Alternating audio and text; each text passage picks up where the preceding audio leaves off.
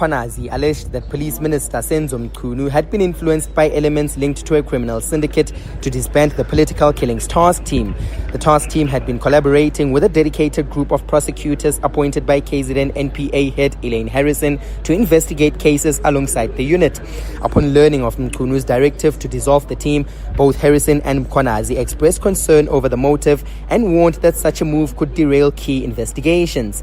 Mkhwanazi has read a letter from Harrison detailing her specific concerns about the disbandment. We are aware that all elections are preceded by violent political activity. These consist of murder, attempted murder, assault, criminal injury, malicious injury to property, etc. Although Minister I apologize for the audio there. Meanwhile, in the courts, lawyers for President Jacob Zuma and his political party, the MK, have pleaded with the court not to award President Cyril Ramaphosa with another ruling on technicality. The Pretoria High Court has been hearing arguments on whether the bid by the MK party is urgent. The party is challenging the establishment of the Judicial Commission of Inquiry into the police and the appointment of Professor Feroz Kachalia as police minister. Khomotso Modise has more. Arguing for the MK party, Advocate Dalimpofu has accused President Cyril Ramaphosa of attempting to avoid the merits of his case being heard in court. Why? What are they scared of? Why don't we? We should be now right in the middle of the merits and determine once and for all whether there were illegalities or no illegalities.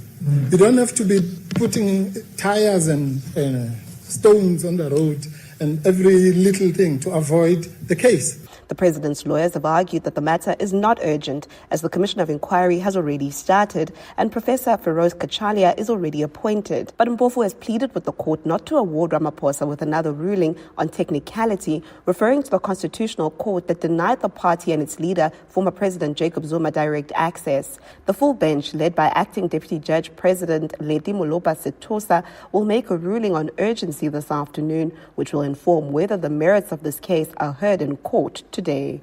Khomotso Modise, Eyewitness News at the Pretoria High Court. Staying in the courts, the key state witness in the Lusikisiki mass murder case in the Eastern Cape has told the court that the massacre had to do with a feud between accused number 1 Mzuki Sindamase's mother and members of the Sinqina family. Lwando Abi testified that the hit was carried out on Ndamase's instruction. 18 people were shot and killed in Gawazana village in September last year. Abi, who was part of the assassination team and has now turned state witness. Nhlanhla Mabasa has more. The key state witness in the mass murder trial has once again maintained his stance that accused 1 Mzuki Sindamase ordered the hit of the 18 people. But during cross-examination today, Ndamase told the court that he will argue his innocence in the case. He says unlike the witness, he was nowhere near the crime scene. However, Abi says only accused 1 had the motive to have the victims killed, citing a feud between the Sinqina family and his mother.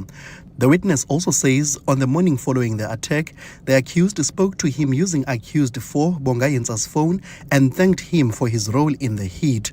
Abi previously testified that his job was to drive the hit squad to and from Gobozana. Nhlanhla Mabaso, Eyewitness News, Lusikisiki in the Eastern Cape. The DA in Gauteng is calling for an immediate intervention from the Provincial Health Department to address what it says are severe delays in biopsy processing at the Joburg Anatomical Pathology Laboratory. The party has reported that some patients have had to wait up to 3 months for biopsy results, which was previously available within weeks. The Joburg Laboratory, which serves hospitals and clinics across the city, the East and West Rand, including the Vaal, is currently overwhelmed with 12,000 unprocessed samples, some dating back to 2024. The party further noted that the lab has a massive staff shortage, including a significant reduction in the number of pathologists. It says the situation has caused widespread anxiety for cancer patients as the prolonged wait means treatment is delayed. Party's Shadow MEC Jack Plum. The DA is deeply alarmed at the massive backlogs for processing cancer biopsies at the Johannesburg laboratory. We call on the Health MEC to intervene. We'll be asking questions in Parliament because people are dying because samples for breast cancer, for instance, are taking weeks to return, and this prejudices the survival chances of cancer patients. And parliamentary members on the opposition benches have expressed outrage after learning of a more than 150 million rand budget shortfall for the G20 Leaders Summit that will take place in Johannesburg in November. The International Relations Department made the revelation yesterday during a portfolio committee meeting as parties questioned the value of having hosted the presidency of the body to ordinary South Africans.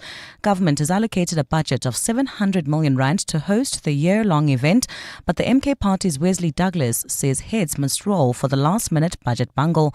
Lindsay Dentlingas has more. Now in the final 80 days of hosting the prestigious World Bloc, International Relations Chief Director Dave Malcolmson says getting Johannesburg infrastructure up to scratch around Sandton and Nasrec, where the Leaders Summit will be held, is still a work in progress.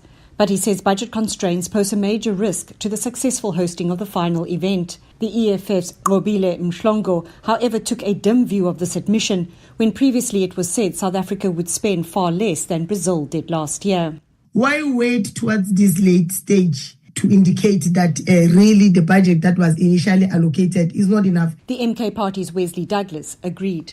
How can a counting officer not see that there's going to be 153 million rand shortfall? If we didn't see that and now we got to foot that bill as a taxpayer, then you have not done your job. You must be held accountable. Malcolmson said talks were ongoing with Treasury and the Sponsorship Committee to find the money, with the G20 Social Summit also to be held in November, not completely funded. Lindsay Dentlinger, Eyewitness News, Parliament. Gold's trading at $3,668.67 an ounce. The rand's at 17.32 to the dollar, at 23.62 to the pound, at 20.50 to the euro. Brent crude oil's at $67.82 a barrel. Well, at this stage, if you are leaving Sandton, you can expect delays heading towards the M1. This is on Catherine Street, approaching Grayston Drive. Also, traffic lights still not working in Alex at Marlborough Drive and Far East Bank, as well as in Rand Park Ridge at Bearsnodia and the N1. A look at your weather. It's clear skies in Gauteng this afternoon and temperatures are peaking at highs between 27 and 28 degrees. The top story in Eyewitness News this hour. The Madlanga Commission of Inquiry has heard that attempts to disband the KwaZulu-Natal Political Killings Task Team could have had a major impact on the upcoming local government elections. EWN, in touch, in tune and independent. For the latest, visit ewn.co.za or download the EWN app. You're with Relebogile Mabotja. Live, streaming countrywide on the Prime Media Plus app. DSTV channel 856, 92.7 and 106 FM.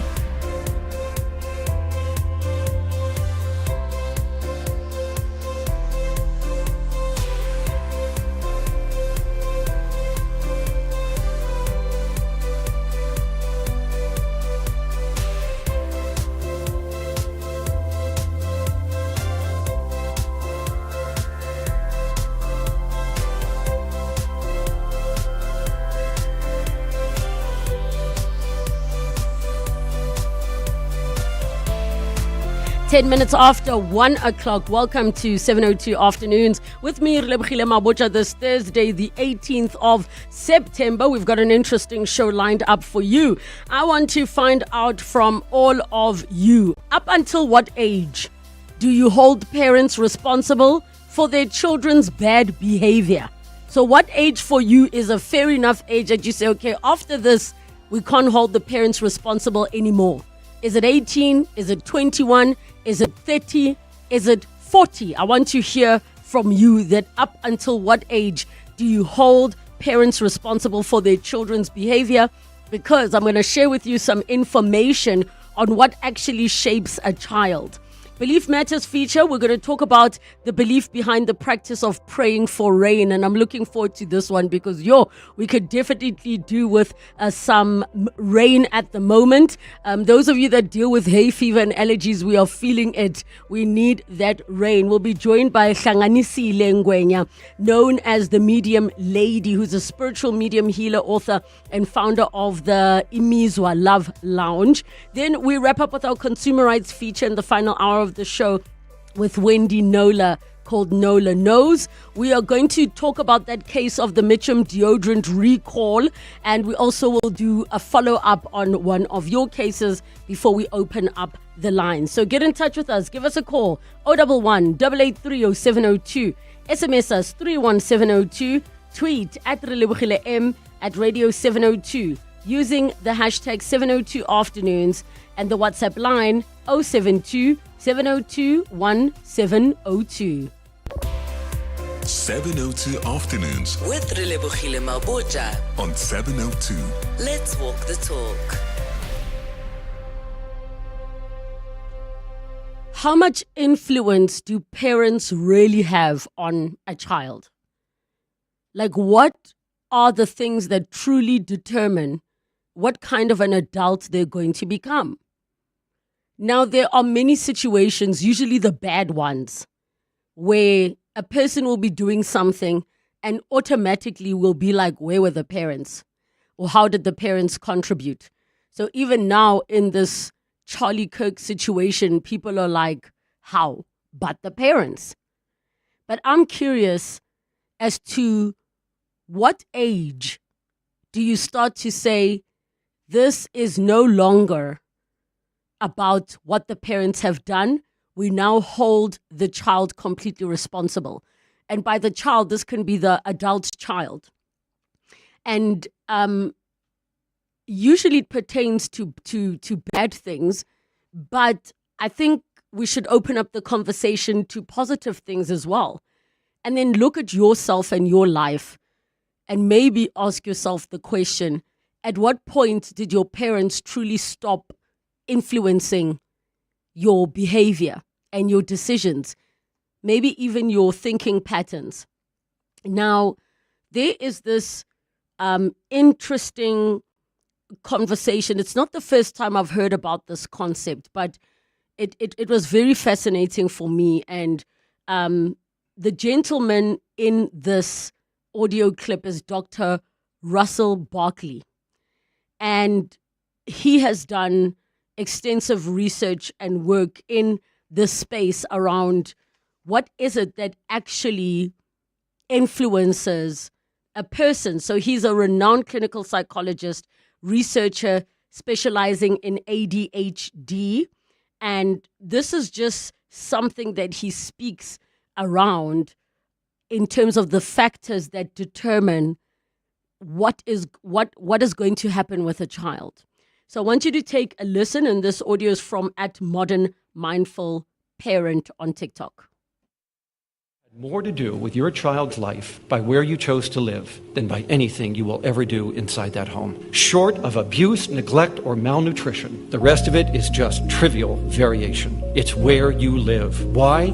Because out-of-home influences are more powerful in shaping the life course of your child than in-home influences are. And those out-of-home influences are peer groups, other adults, neighborhoods, resources, schools, and the larger community that you made available to this child.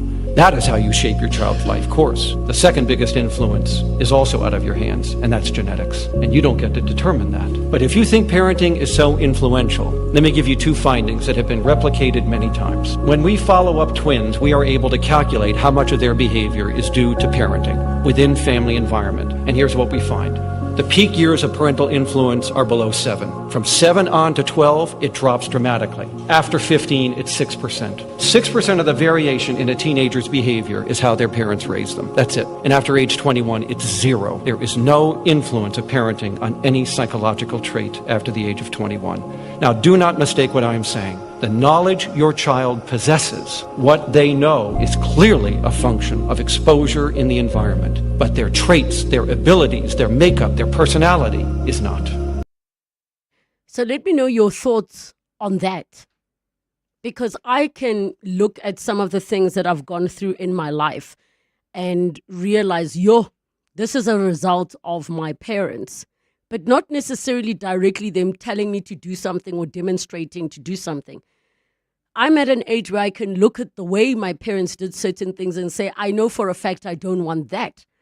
But I was shocked that by the time a child is 21, what their parents have done almost has zero influence because the external factors decide. And it's not the first time I've heard this. And then take a moment to think about the environment you grew up in. And share with me how you think that may have shaped you more than your parents did. Because after 7, you may have missed that window of being able to really instill foundational beliefs, habits, disciplines. Doesn't mean they can't go, but you stand a better chance. So I want to hear from all of you from your own personal experiences as you as a child and what kind of an adult you are today, but maybe those of your children as well. What have you observed from 0 to 7, from 7 to 14, 14 to 21 and beyond? Are there things your adult children do where they're way over 21 that you feel like, I should have done more as a parent? Or I'm not going to take responsibility for that. 011 8830702, the WhatsApp line 0727021702. Oh, hello. Let's do a little word association. I'll say some phrases, you see how they make you feel. Retirement, credit card balance, another interest rate hike. Still calm? Well then, you've got the F Factor. It's that special something that comes from having a clear financial plan to manage and protect your finances. If you broke into a sweat, you probably don't have it yet. Visit livewithconfidence.co.za to up your F Factor. Sanlam. Live with confidence. T's and C's apply. Sanlam Life is a licensed life insurer and authorized FSP. 1 festival, endless flavor, and 2 unforgettable days of timeless music. The DSTV Delicious International Food and Music Festival, powered by Lotto Star, returns on 20 and 21 September at Kyalami Grand Prix Circuit. On Saturday, the stage erupts with Don Toliver, Questa, and Nkabi Zezwe. Then on Sunday, experience the legendary Lauryn Hill, Wyclef Jean, Lyra, and more. The DSTV Delicious Festival, powered by Lotto Star. Tickets at Ticketmaster. Medical care, like music, needs continuity, a steady rhythm and pattern. Patients attended to on time, medication taken as prescribed. Cut the rhythm, and it falls apart. Right now, global funding cuts are restricting access to healthcare. With your support, Doctors Without Borders can continue to provide medical care to communities worldwide. Because medicine, like music, only works when uninterrupted. Doctors Without Borders, we go there. Tata Tiago, take me there.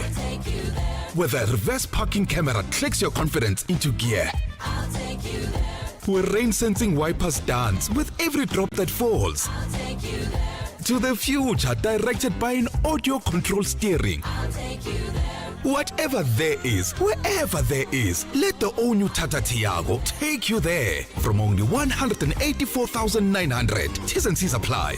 Ta-ta-ta-ta. The Money Show. Weekday evenings at 6. What's in the war chest and what do you plan to see in the next year? You've got to run a very wonderfully kind of lean business in order to be able to run a business profitably at those kinds of very, very lean margins that we have there.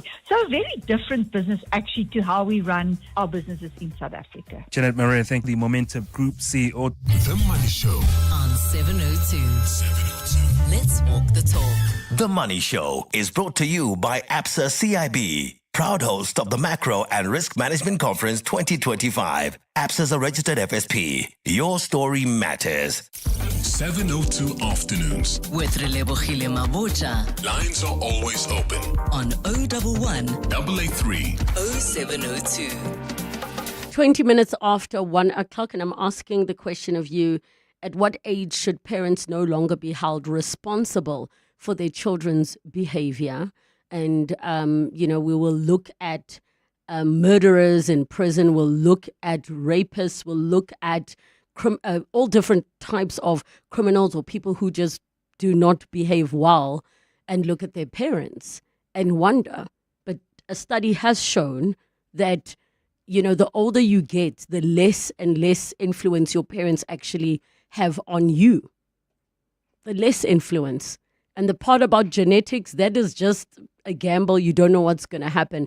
And then it's the environment, which is why they say the best decision, the biggest decision, the most important decision you can make in relation to how you raise your children is the environment you choose for them and what it will determine, from the schools they go to the types of friends they're going to have, and. 011 8830702 and the WhatsApp line 0727021702. And Tabi Singh in Benoni. Hi. Hi, Relebogile. How are you? I'm good, thanks, and you? I'm good. Relebogile, I would like to say, I totally agree with the environmental impact because I grew up in the Boa home, in those villages in that area. There's a common morality. Sunset, everybody, before the lights come on, the municipal lights come on, everybody should be in the house.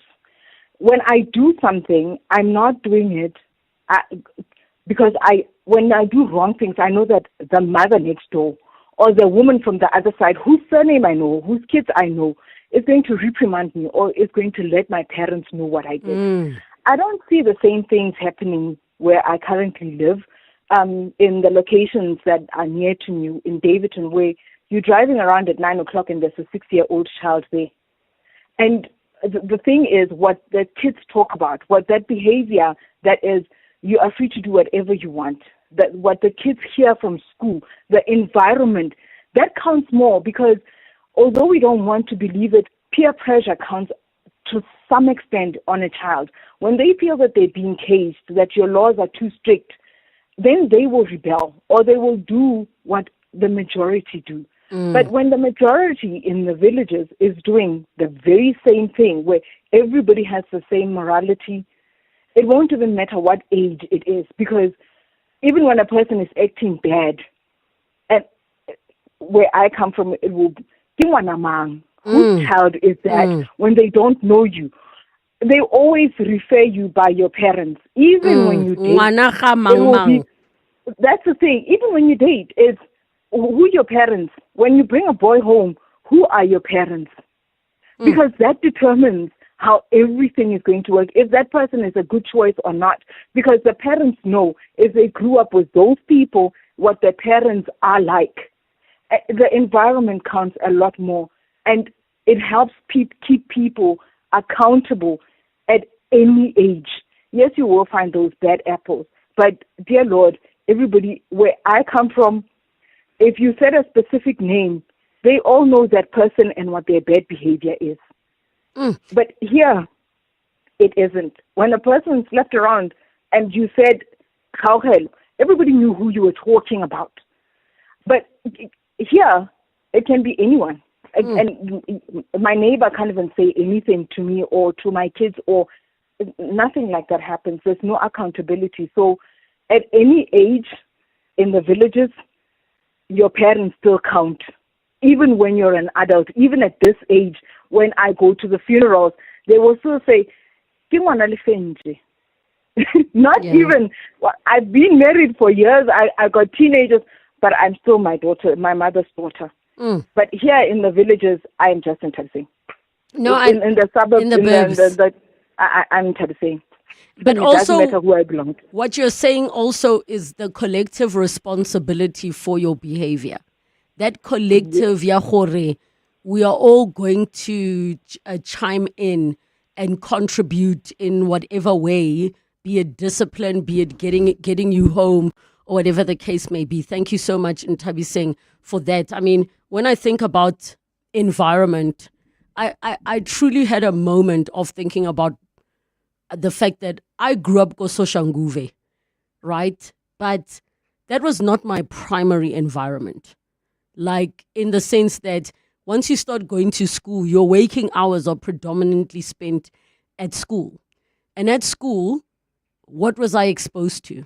Yes, there was a tavern next door. Yes, there were always people drinking and walking down the street. But predominantly, I was exposed to a completely different environment, which has shaped me into who I am today. But it doesn't take away from the fact that there are so many people who grew up Kokasi, like Soshanguve or wherever else, also went to the burbs for school, but did not make it out. Did not make it out. And interpret that statement of did not make it out however you will, because that could mean they died. That could mean that they are in prison. They are in all of these many things. In many respects, it is a miracle that so many have made it out, and made it out to the point that their children and their children's children will never be exposed to environments where certain things are normalized that should not be. So the part about the influence of the environment, I completely agree with. Your voice note on 072 702 and 702. Good day, Relebogile. Yeah, there's a book that I read written by Busy Head Basarwa. In that book, there is a principle that says, or a theory that says, environment is everything and heredity is nothing. I think what shapes a child or children is where they grow up from. What they inherited from their parents, I think it's minor, but the environment, I think, is everything. Luvuyo Krasmer. Thank you so much for that one. Another person is saying, this message is somewhat misleading. Parents contribute a heap to the environment a child is exposed to. So, if the environment plays a role, part of that is as a result of the parents. Well, think about how he is framing it. Not to say that parents contribute to don't contribute to the environment. That is already acknowledged because that is the decision the parent takes. Hence, you must choose a good environment. And the environment is not just school, is not just what's happening in the streets. It's all-round environment. But what he's saying is that at some point, your child stops seeing you as the hero that is the end-all and end of everything. That early childhood development phase, 0 to 5, 0 to 7, is where you have the window of getting the most influence into your child.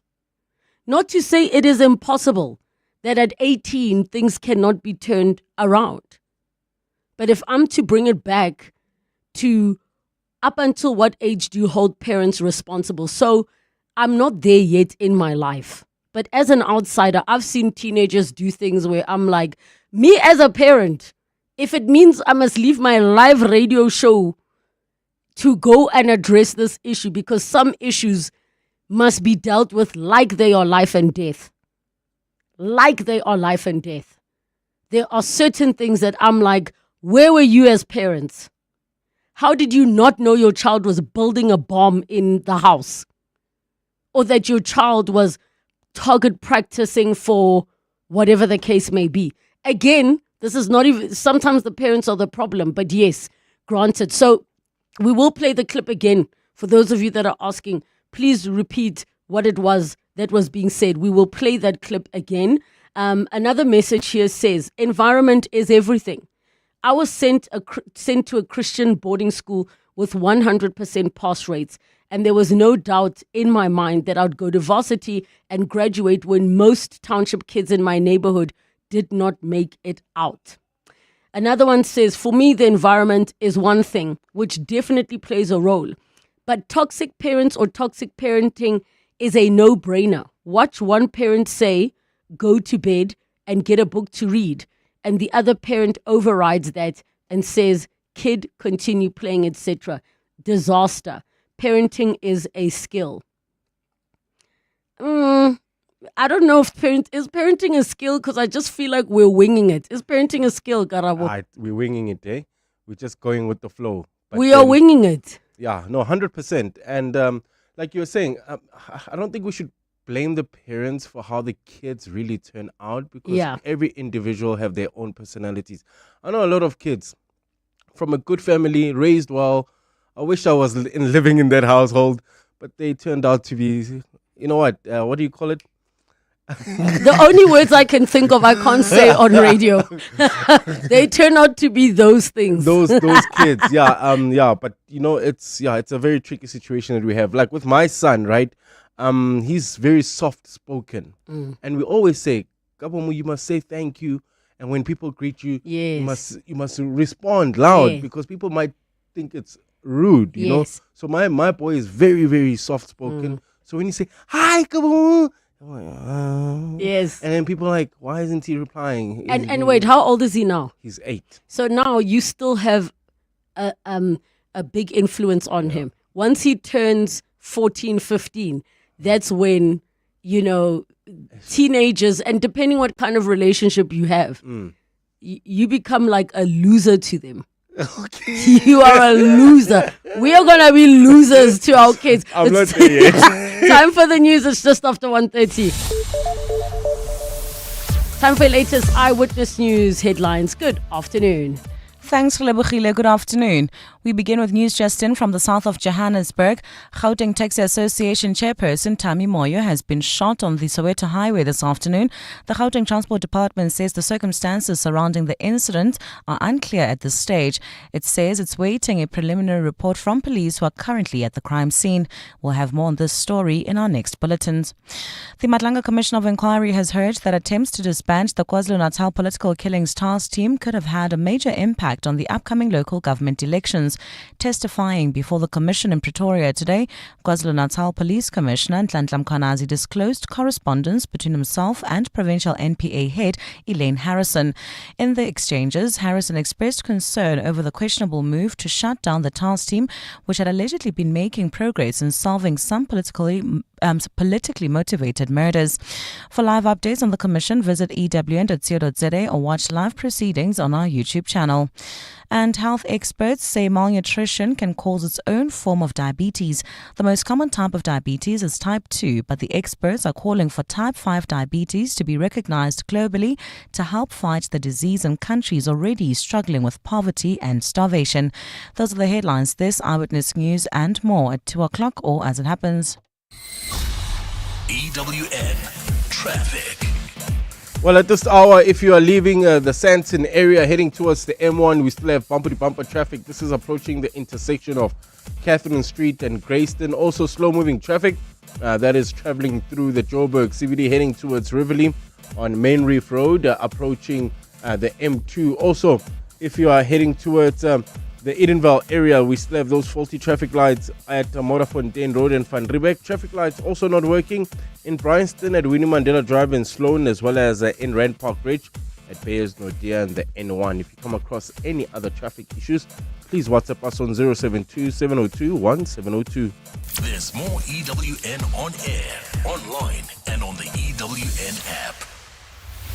Clement Maniatella. Weekday mornings, 9 to 12. 9 to 12. The day we have all been waiting for has finally arrived. The Madlanga Commission into corruption and political interference in the criminal justice system begins. When you look at phase 1, phase 2, phase 3, looks like this thing is going to take quite some... This is not a 6 month piece of work. It's not. It was never designed to be a 6 month piece of work. And I think when the president gave timelines, it was partly because of the political pressure he gave himself of not excusing Minister Senzo Mchunu from his job entirely and then give enough space. Lukhona Mguni, political analyst.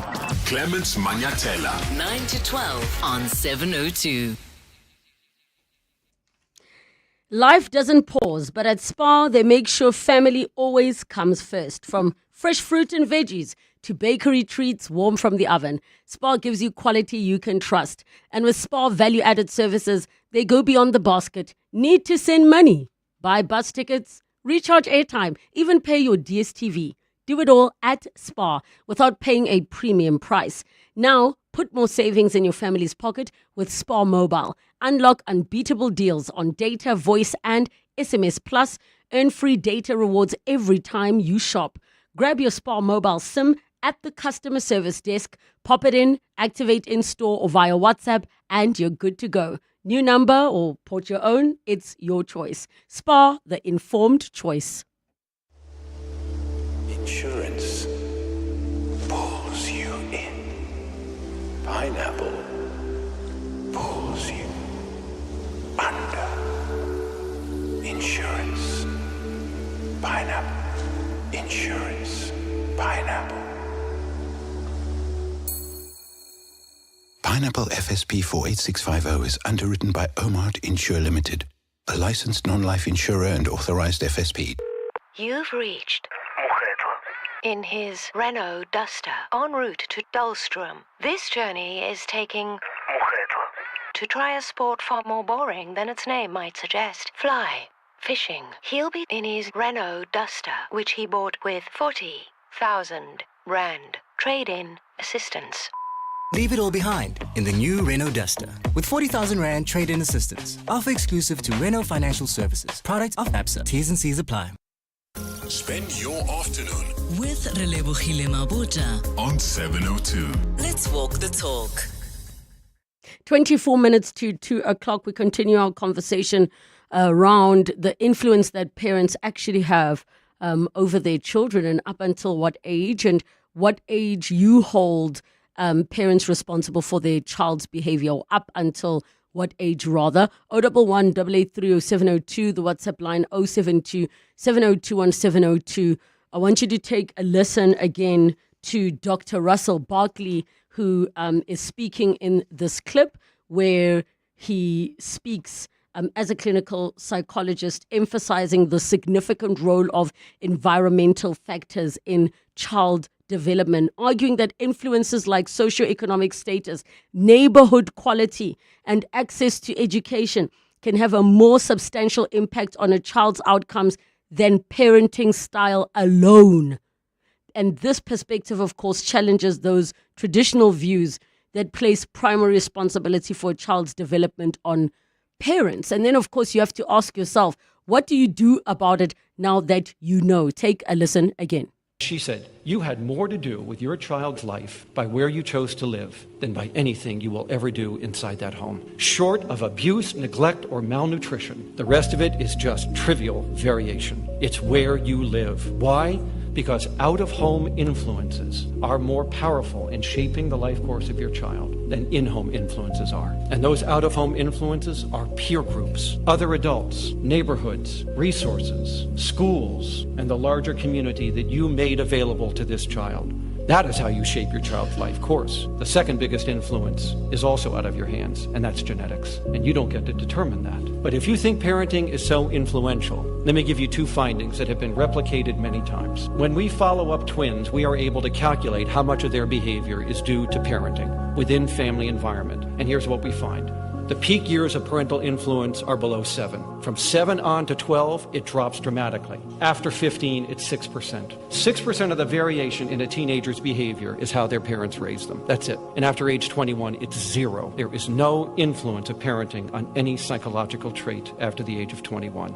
Now, do not mistake what I am saying. The knowledge your child possesses, what they know, is clearly a function of exposure in the environment. But their traits, their abilities, their makeup, their personality is not. Okay, so there you have heard it again. And again, I asked the question, up until what age do you hold parents responsible for their children's behaviors? When they do something bad, commit a crime, take a life, misbehave, put other people's lives in danger, at what point do you say the parents should have stepped in? Here's another voice note on 0727021702.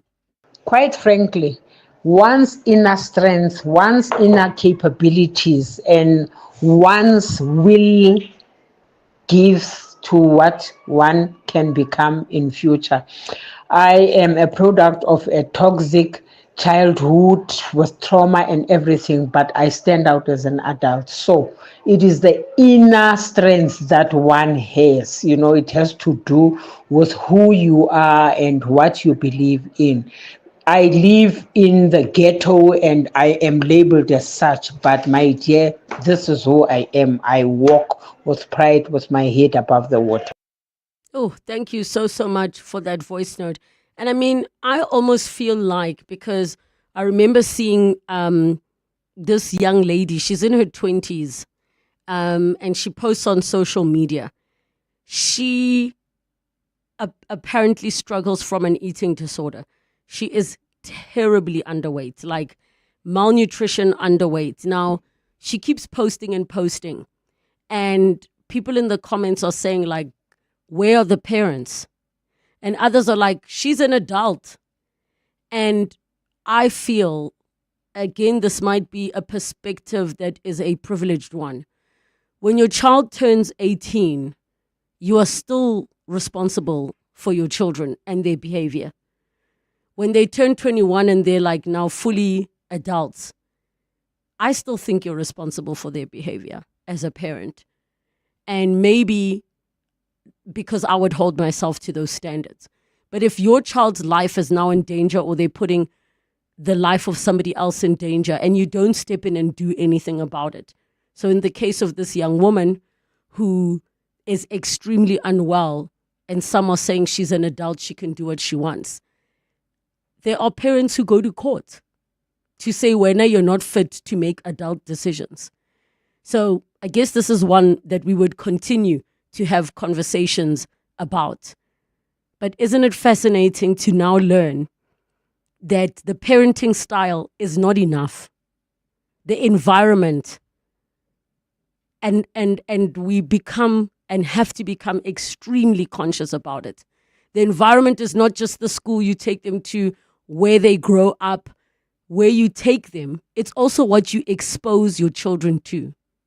There are things that we normalize growing up that we should never normalize for this new generation of children. Ever. Ever, ever. And maybe in one of these days in our parenting and parents feature, we will bring in an expert to share what should one do now that we know that after a certain point, your influence is not as great as you think it is on a child. Thank you so much for your messages, your calls, and your voice notes. Bongani Bingwa, 702 Breakfast. Weekday mornings, 6 to 9. One of the criticisms that have been leveled against the KZN Police Commissioner, Lieutenant General Nhlanhla Mkhwanazi, was not going through the normal protocols. To those that don't call him a whistleblower and call him a maverick or somebody who didn't follow protocol, well, damn them. This man has done something that was long, long overdue. If we were a failed state, if the capture of the states had been such that our police had been totally decimated, we wouldn't be in this position. Chad Thomas, a crime expert. Bongani Bingwa, 6 to 9. On 702. At the heart of global conversations shaping the future, Africa's voice matters more than ever. As Africa's largest bank by assets and lead sponsor of the B20 Summit, Standard Bank Group is proud to spotlight the continent's growth, partnerships and potential on the world stage. Through informed dialogue and powerful partnerships, Standard Bank is driving sustainable growth where it matters most. Standard Bank is an authorized FSP and registered credit provider. This is your business. This is your business supercharged with the help of zero accounting software. These are your numbers. These are your numbers sorted with the help of zero accounting software. This is you. Hi. This is you taking business where you want with the help of zero accounting software. Hello, this is your business supercharged with the help of zero and having your numbers sorted all at the same time so you can finally focus on taking business where you want to. Supercharge your business today with the help of zero. Search zero with an X. Unlock exciting bonus prizes when you top up your Betway account with a Betway Bucks voucher. From millions in cash and bonuses to extra bets and so much more, every top up is a chance to score big. Head over to leading retailers, including Pick and Pay, Checkers, Pep Stores, and Incredible Connection, and top up with Betway today. Terms and conditions apply. Betway is licensed and regulated by the Western Cape Gambling and Racing Board. No persons under the age of 18 are permitted to gamble. South African Responsible Gambling Program toll-free counseling line 0800 006 008 or WhatsApp help to 076 675 0710. Winners know when to stop. 702. Belief matters. Exploring culture, traditions, religion, and the beliefs that shape our world. 15 minutes to 2 o'clock. In our Belief Matters feature, we're going to have a conversation around the practice of praying for rain.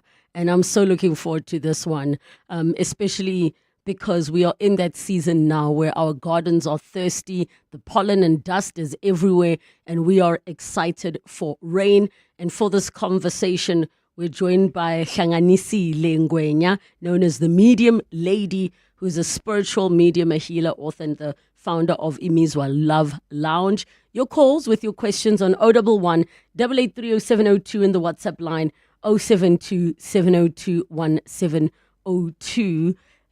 Do I say Togoza? Are you a gogo or mkulu? Mkulu, you say Emma Kosini. Okay. Thank you so much for coming through. I'm so excited for this conversation because I'm so fascinated.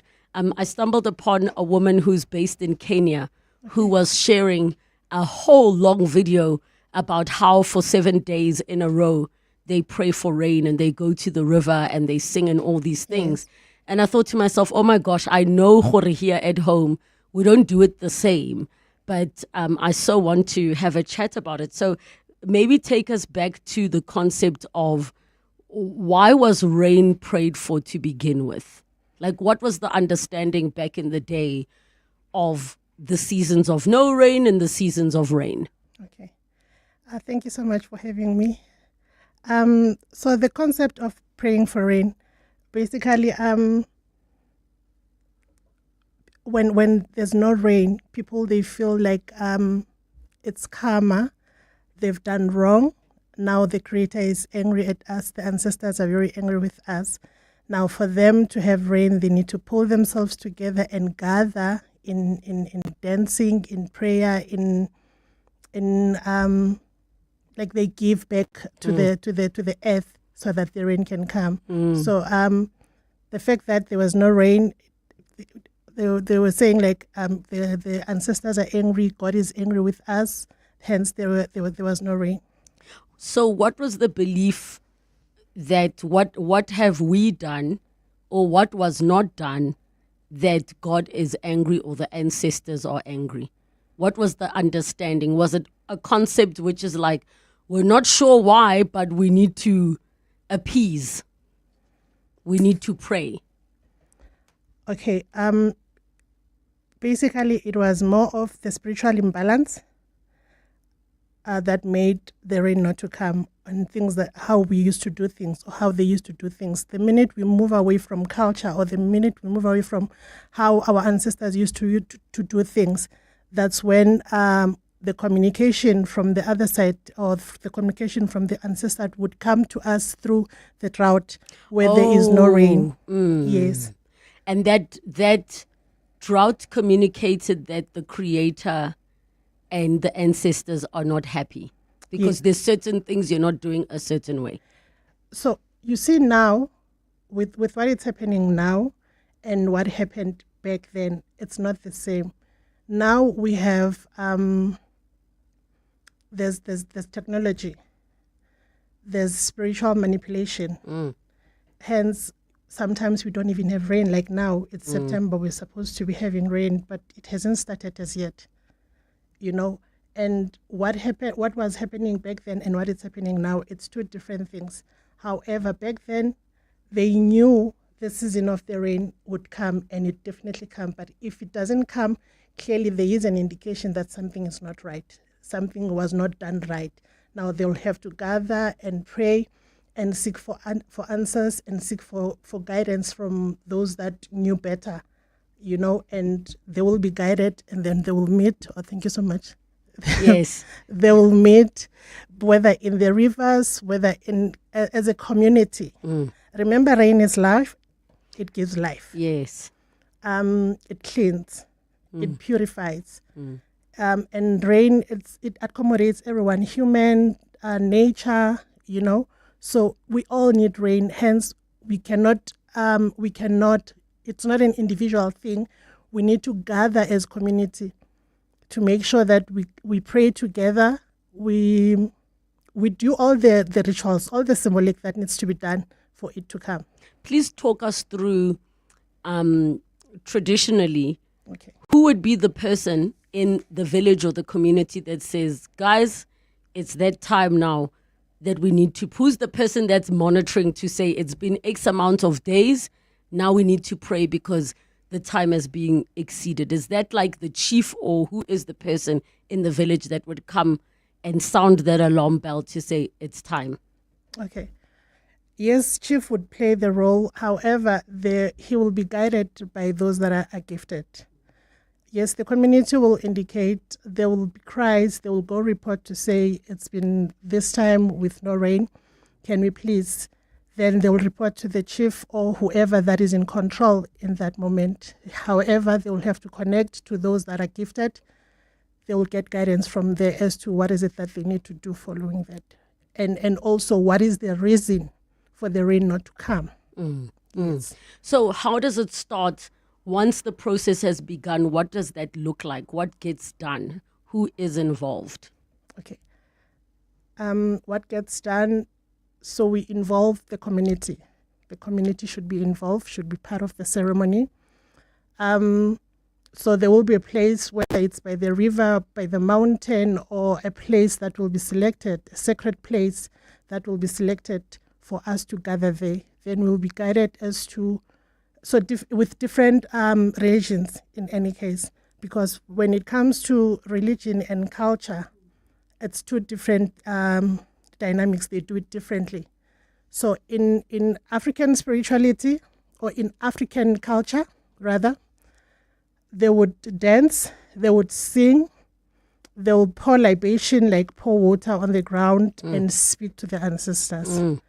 In Christianity or in Islamic, they would pray, they would fast. And in Hinduism, they will also pray in their own way.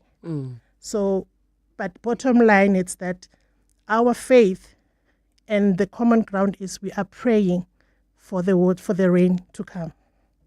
So, how do you know when it is done, or is it a set period of time? Like I was referencing the ladies in Kenya. I mean, I think she said they do it for 7 days. Yes. They wake up early, like 3 a.m. They cook, and then they eat before they go to the river and start praying. And this goes on the whole day. Okay, so when practicing African traditional things, usually it is done, so you don't eat. So it depends on which culture you're doing this. So in other cultures, they don't eat in the morning and they need to wake up very early. And they should, so there will be a time frame, maybe around 3. So it is done, it's either 3 days or 7 days. Within those days, there will be signs where clouds will start to gather and others will start to dream, because also dream is one of the signs where, one of the communications where our guides and our ancestors, they communicate with us. So they will have dreams, there will be signs that shows that the rain is coming, and definitely the rain will come. However, now in the current days that we are living in, the science, there's technology, they manipulate the universe and the rain would come. But we still believe that the rain that comes in that manner, it is sacred, because, I mean, that's what we want. So what do you think about, for example, in Dubai, which is a desert, and how they have to create rain? In your perspective, from a spiritual perspective, do you think that it's almost like if it starts raining, but we all knew it was manipulated, can you still go outside excited and saying giddy blessings, or does it feel like it's a cheat? Okay, like I said, either whether it's being manipulated or it comes natural, we still have people that still believe it is sacred because it comes from the above, yes, from the sky. Yes. So whether it comes in that form or not, but as a spiritual person, I wouldn't feel that comfortable, because I know of spiritual manipulation and everything that has been done. So it wouldn't have that impact. Hence, if we can refer back to the Dubai issue, how it rained, it was a disaster. The last time, no? Yes. Yeah.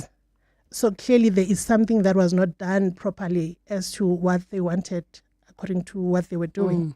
So I don't know whether I should say unfortunately or fortunately, spirituality has been manipulated in a manner that it affects so many people, you know. There's a message that says, afternoon, Relebogile. In the former Bophuthatswana, the president, Mr. Lucas Mangope himself, would announce weeks before that we should go to the stadium on a certain date to pray for the rain. Believe you me, it will pour. Yes. Most of the time it would happen the following day or that week, but I remember one time where it started that same evening. So for anybody who would say to you, I don't believe anybody prays for, prayers don't work for rain, be it via Islamic or Christianity or African spirituality, I believe it either rains or it doesn't. What would you say to that person? Okay, the problem is believing. Once you start to believe, So believing it's something that it's not there, it's not in existence. Now you need to put it in existence. It's knowing. We know that we have the power within us, because when we start doing the gatherings and praying about this, we are not doing this because we have doubt. It is because of the power that was instilled in us, or the power that is within us, that give us the courage to say it will happen. So I don't need someone who would say I don't believe, because believe it's something that is outside. But when you say you know, it's something that is within, that I have power to do this and do that. And I mean, if you could share a prayer for all of us that we can do on our own, in our own space, to pray for rain, what kind of words or actions should be included to maybe strengthen that prayer? Okay, maybe we are using... and I'm being very general now about it, right? Yeah. You know, when you start saying prayer, so prayer, it's communication. Yes. So when you communicate, you are actually communicating with yourself, within yourself, because you live within yourself. Now, when you're doing that, you focus, you put your thoughts where you want answers to. So when you pray, so let's rather use the word pray, because that's the word that people understand. So when you pray, I always say you command the situation. You don't beg, you don't ask, but you command the situation. So you tell it as to what is it that you want. More like, I am beautiful. I am smart. So it's knowing and affirming. It's knowing and affirming the knowing of this. It's going to happen. So quick question before you go, because we've run out of time. In terms of praying for rain and then there are floods, does that have a meaning in African spirituality? The kind of floods where people lose their lives? Yes, there is a meaning. Anything and everything that is happening, it's communication. Rain will come with floods, and it could be that it is communicating something to us, whether whatever that we're praying for, we could have gone beyond, or whatever that we're praying for, we were not doing it in a proper way. Now the universe and the ancestors are saying, we've heard you, but now this is what you need to endure. We're going to have to let it go, but I'm pretty sure we're going to have you back on the show again. Thank you for your time. Thank you so much. This is Jade. She'll spend hours comparing almond milk and once made a spreadsheet just for sneakers. But when she found Santam, SA's leading short-term insurer that offers a range of cover options, from vehicle to building and home contents, even she didn't overthink it. The kind of freedom Santam gives you takes some getting used to. Speak to your broker. Santam, this is freedom. Santam is an authorized FSP, a licensed non-life insurer and controlling company for its group companies.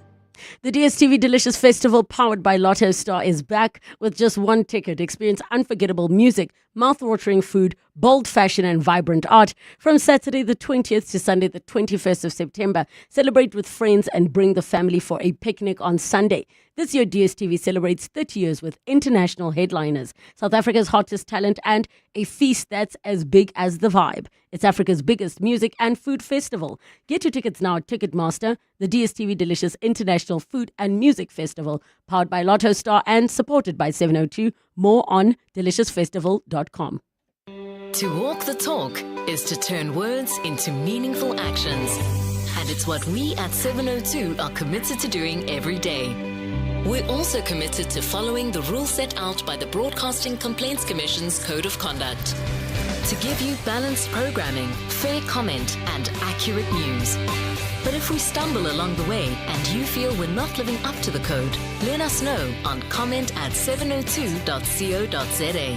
And if after that you're still not happy, you can direct your complaint in writing to the Broadcasting Complaints Commission, PO Box 412365, Craig Hall 2024. For more, visit bccsa.co.za.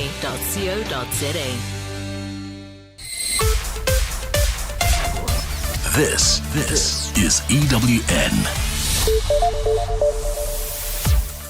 Good afternoon, I'm Maki Malapo. We begin in the south of Johannesburg, where Gauteng Taxi Association chairperson Tami Moyo has been fatally shot on the Soweto Highway in Diepkloof this afternoon. The Gauteng Transport Department says the circumstances surrounding the incident are unclear at this stage. The department says it's awaiting a preliminary report from police who are currently at the scene.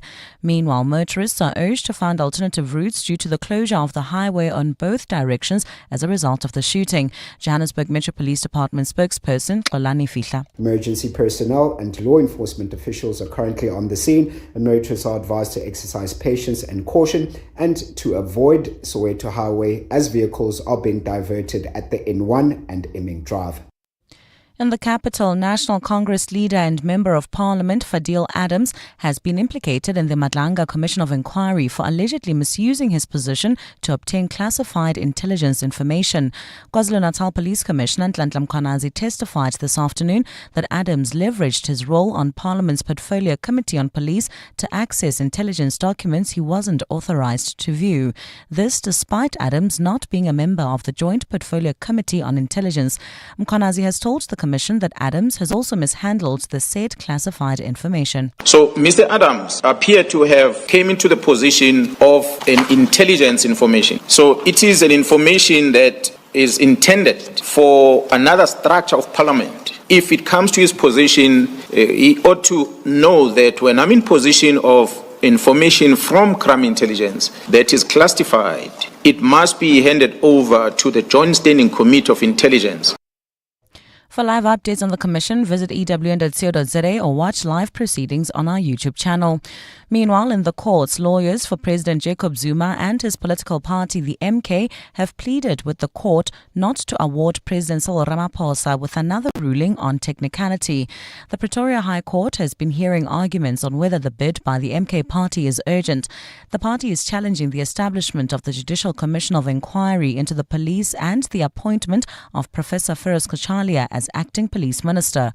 Khomotso Modise has more. Arguing for the MK party, advocate Dali Mpofu has accused President Cyril Ramaphosa of attempting to avoid the merits of his case being heard in court. Why? What are they scared of? Why don't we should be now right in the middle of the merits and determine once and for all whether there were illegalities or no illegalities.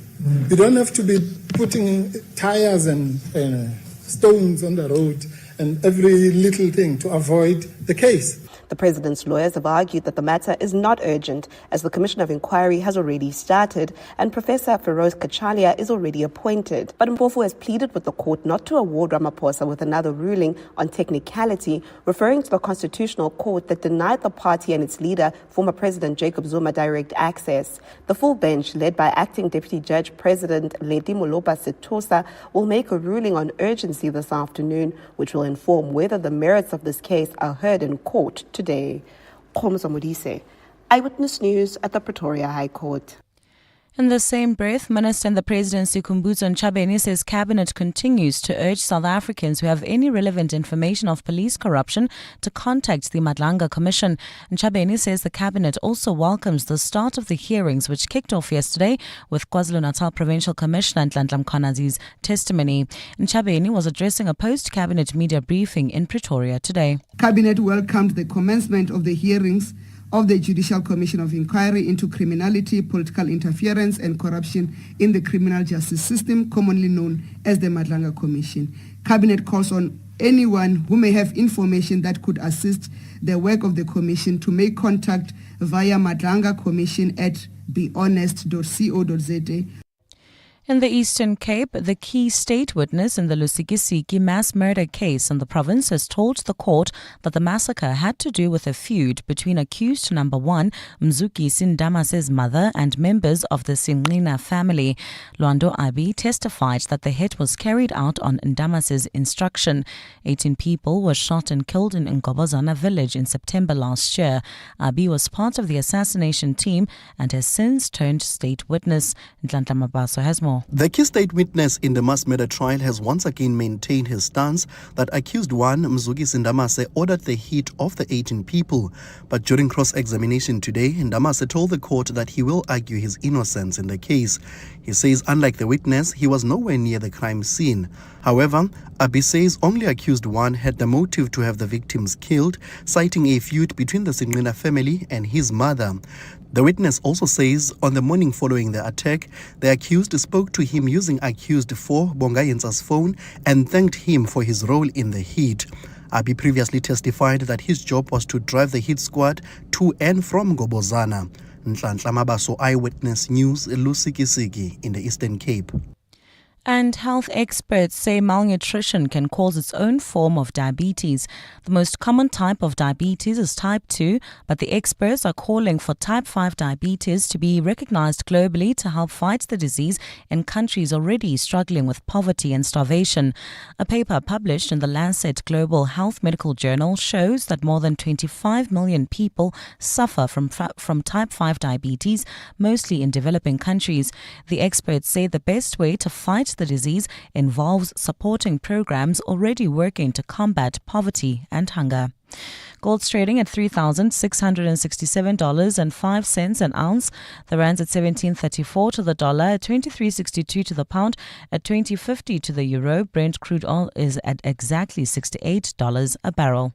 Well, at this stage, if you are leaving Sandton, there's still slow-moving traffic on Catherine Street. This is approaching Greyston Drive. Look out for those faulty traffic lights in Alex, Marlborough Drive and Far East Bank, as well as in Rand Park Ridge at Bears, Nordia and the N1 North. A look at your weather. It's clear skies in Gauteng this afternoon. Temperatures are peaking at alternating highs of 27 and 28 degrees. The top story in Eyewitness News this hour: Gauteng Taxi Association chairperson Tami Moyo has been fatally shot on the Soweto Highway in Diepkloof this afternoon. EWN, in touch, in tune and independent. For the latest, visit ewn.co.za or download the EWN app. You're with Relebogile Mabotja Live, streaming countrywide on the Prime Media Plus app. DSTV channel 856, 92.7 and 106 FM.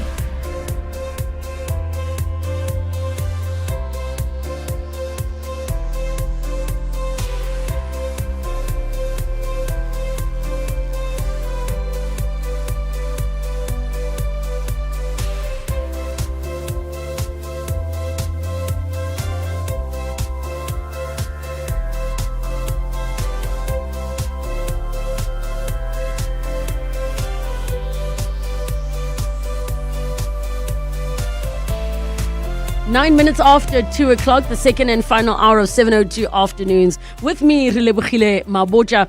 We're going to be jumping into our consumer rights feature, Nola Knows with Wendy Nola. We're going to be talking a couple of issues, and then we open up the lines for all of your consumer rights issues. So get in touch with us. Give us a call, 011 883 0702. SMS us 31702, tweet at Relebogile M, at Radio 702 using the hashtag 702 afternoons, and the WhatsApp line 072 702 1702. 702. Nola Knows. Time for Wendy Nola in Nola Knows with your calls on 011 883 0702 and the WhatsApp line 072 702 1702. Happy Thursday, Wendy. How are you doing? Great, thank you, Relebogile. Good to be with you again. I'm sad I missed you when you were in studio yesterday, but I did think of you because we're starting to get so used to seeing each other in person, but here we are. Hopefully again soon. Yes, hopefully again soon. So let's jump straight into the first one. Okay, so this news broke a few days ago, in fact a week ago. The manufacturer of Mitchum deodorants has recalled several batches of men's and women's roll-ons. I stress roll-ons. I've been using the stick for many years. It's not the stick, it's the roll-on with a little ball on the top that you roll around in your armpit. Yes. So it's these ones that they sold in South Africa and other countries, being Ireland and the UK, since April this year. It's a serious one because one of the raw ingredients that they use, they didn't change the recipe, but the supplier of the raw ingredients, the acidity levels were off. And so it's caused users to have some users, obviously not all, a bad skin reaction. But here's the thing, we first heard about it via reports in the British media on September the 9th. And that report read, a well-known deodorant brand has apologized after some of its roll-on products reportedly left customers with itchy, burning armpits. Consumers of Mitchum's 48-hour roll-on antiperspirant and deodorant complained on social media of having agonizing weeping spots and redness and irritation after using the product. Posting on TikTok, one customer said she wanted to rip her armpits out, while another said her armpits felt like they were on fire. The company, being Mitchum, said it was truly sorry and explained how a change at what I've just said, this raw ingredient had caused the problem, and it was removing all the affected products off the shelf. So I retweeted that, and then I think you alerted it to me, actually, Yes. to be fair. Yes, you did. And then more than a week later, which takes us to last Thursday, a week ago, the National Consumer Commission issued a media release saying Mitchum has advised that a recent change in the manufacturing process of a raw material affected the acidity levels of the finished products in some consumers, particularly those with sensitive or compromised skin. This has resulted in contact dermatitis, which is a skin reaction. Here's the number, Relebogile and listeners, 124,126 units of the affected batches have been distributed in South Africa alone since April this year. So that's 124 potentially, they're problematic. You might not have had a reaction, but some people have.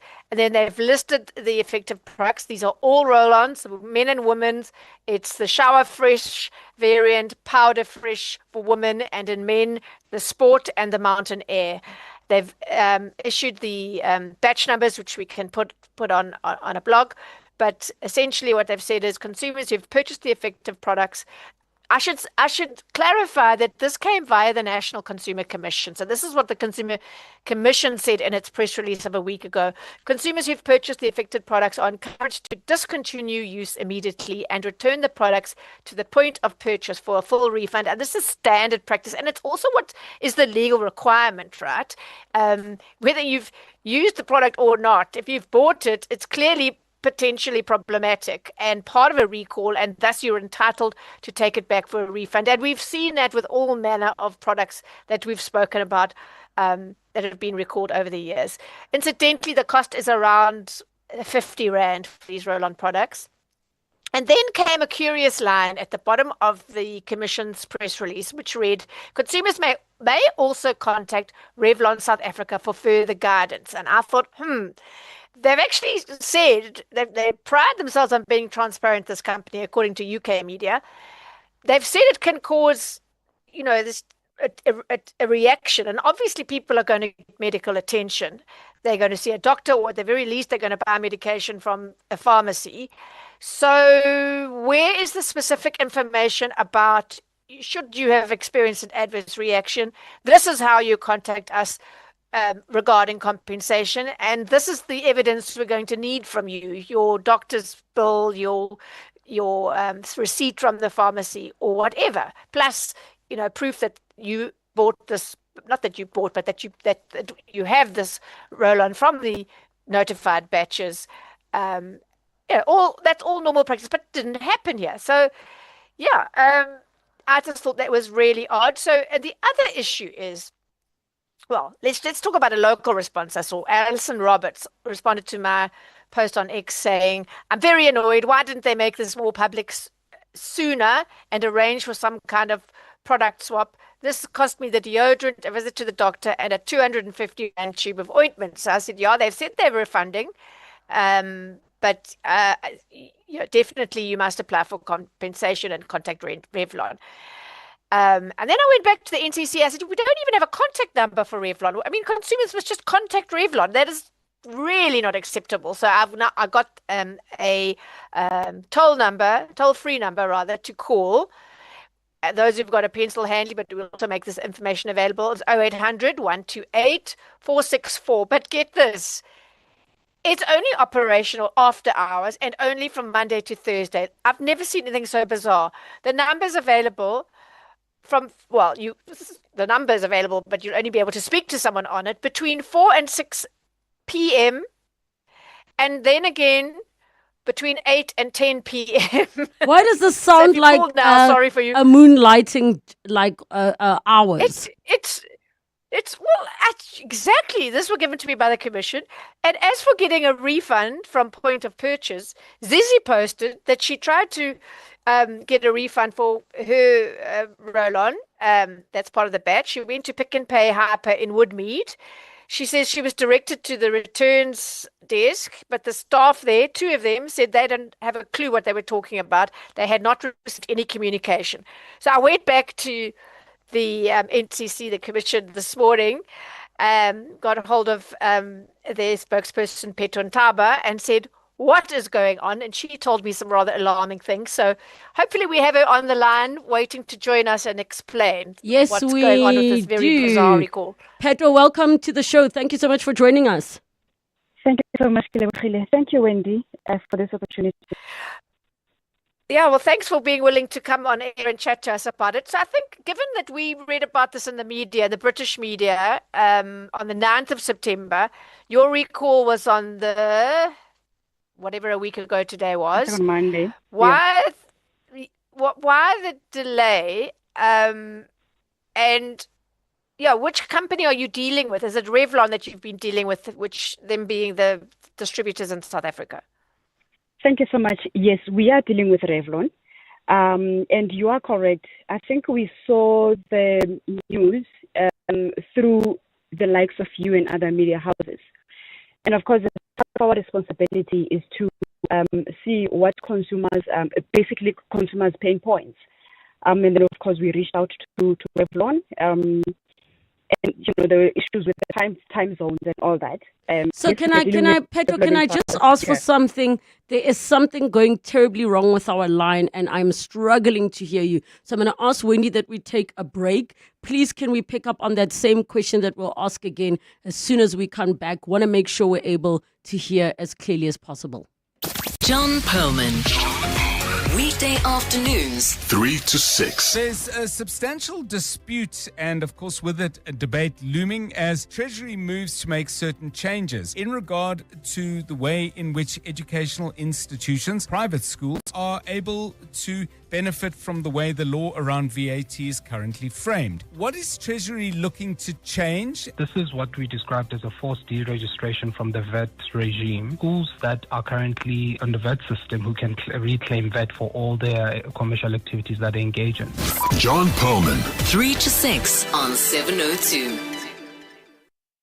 The South African Future Trust Summit's Premium Entrepreneurial Showcase returns to the Sandton Convention Centre on the 5th and the 6th of November, bringing together entrepreneurs with bold ideas and big ambition. Come and witness the big pitch where our 10 finalists will compete for the coveted $1 million business investment. Join masterclasses with industry experts who will share valuable knowledge on relevant topics and seize the opportunity to pitch your business ideas to leading investors. Don't miss out. Limited seats are available. Book yours now at summit.southafricanfuturetrust.org in partnership with 702. Every day I'm hustling. It's our reality as business owners. And it's good to know that there's someone out there who takes care of the business that makes the business. Gotta love My Way Business Insurance. Saving big on premiums with 24/7 emergency services, plus My Business Assist with marketing, legal, and labor advice services. Visit myway.co.za or dial 0860 64 64 64 and get a quote today. My Way is a licensed non-life insurer and FSP. T's, C's, and standard rates apply. My Way. Live your way. Every day, South Africans are being squeezed to make ends meet. That's why they're Still Good, a new online platform where you can save up to 65% on groceries by buying Still Good value bags. Packed with groceries by leading retailers that are still perfectly good, just close to their sell-by date. You win by saving, retailers win by cutting food waste, and communities win as Still Good donates 10% of their earnings to food charities. Visit stillgood.co.za. Start getting more bang for your buck with Still Good. Big dreams, small budget, No problem. With Prime Media Credit, your business can be on 947, 702, KFM 94.5 and Cape Talk Today, and pay later. Flexible finance, maximum impact. Email advertise@primemedia.co.za. Prime Media Credit, powered by Bridgement. Durban is open for business and investment. From Monday 22 September, global and local thought leaders, business pioneers and changemakers will gather at the 2025 installment of the Resurgence Conference Durban. The Clement Mangatela Show will be there to bring you all the highlights and insights live. This is where the future of Durban will be shaped, where opportunity for growth awaits. The Clement Mangatela Show, live at the 2025 Resurgence Conference Durban, Monday 22 September. From 9 to 12 on 702. The DSTV Delicious International Food and Music Festival, powered by Lotto Star, returns this weekend at Kyalami Grand Prix Circuit. Getting there is easy. Take the Gautrain to Midrand Station and hop on the free shuttle to the festival. Shuttles run all day, with the last leaving at 11 p.m. Saturday and 10 p.m. on Sunday. Gautrain will also run extended late-night services to get you home safely. Standard fares and rules apply. 702. Nola knows. 22 minutes after 2 o'clock, we are still with Wendy Nola in our consumer rights feature, Nola Knows. And we were just chatting about the recall by Mitcham with regards to their roll-on deodorants. And in that conversation, we had guest Pedro Ntaba, spokesperson for the National Consumer Commission, joining us on the line. We take your calls with your questions on 011 883 0702 and the WhatsApp line 072 702 1702. So, Wendy, if we can pick up on that question again, I know that we had already touched on who it is that Petro specifically is dealing with, but let's pick it up and we do that all again so that we don't miss anything. Sure. So something I learned with Petro's response there for the first time is that the local distributor, which is Revlon, didn't proactively reach out to Commission with regard to how the recall of these potentially harming batches of Mitcham roll-ons, men and women's, was going to roll out in South Africa, excuse the pun. But it was actually the Commission, having heard from media, including us, that there were reports in the UK, and the BBC was the one I saw, saying that these batches have been recalled, and these products were sold in the UK, Ireland, and South Africa. So, of course, what's going on? And so it was the Commission, was it, Petro, that proactively reached out to Revlon to say, well, what about the recall in this country? Isn't that a bit alarming? Shouldn't it have happened the other way around? Look, it should have happened the other way around, Wendy. This is part of the discussions we are having with Revlon. To understand the delay, basically, and other nitty-gritties that I wouldn't really want to go into detail on air. But be that as it may, then they informed us of officially now, which was I think late last week, which was around Thursday or Friday. And of course, there was some information missing, the back and forth and all that. Officially, we then announced on Monday. But yes, you are right. I think you mentioned also the contact center number, which is available Monday to Thursday. And that number, I think, let me also correct that. It's actually that of Mitcham. So Revlon is the distributor. Oh, is it? Okay, thank you. Yes, it's the distributor. Yes, we might have that information, I think, on our statement, but then we later corrected it. So it's Mitcham's contact number as the responsible now manufacturer of the product.